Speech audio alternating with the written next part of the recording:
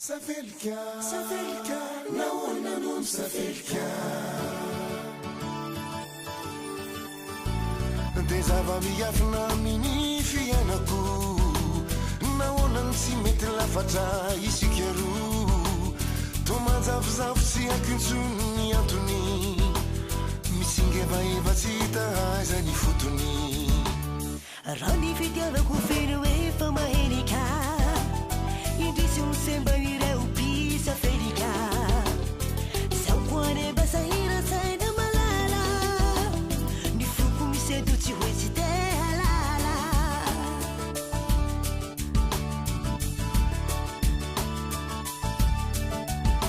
Fa ny fiainana vedy tsy maintsy misy safelika, toy ny andro mazava zay tambony helika.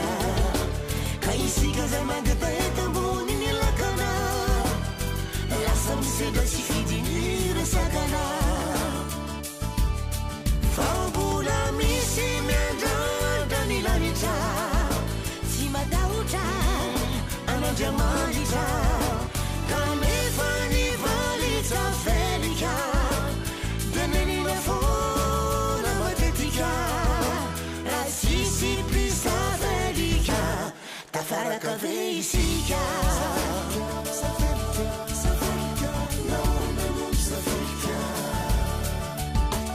Dia zava-miafina amin'ny fiainako, nahoana tsy mety lafatra isika roa. Toa manjavozavo sy akintsony antony, misingevaeva tsy tahaiza ny fotony. Raha ny fitiavako feno efa mahenika, indrisy ny semba ireo bisa felika. Zaho koa neba sahira saina malala, ny foko misedo tsy hoe tsy te halala.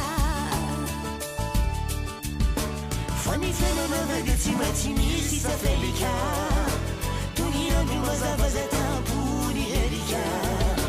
Ka isika zay mangata eto ambony ny lakana, lasa misedra sy fidiny resakana.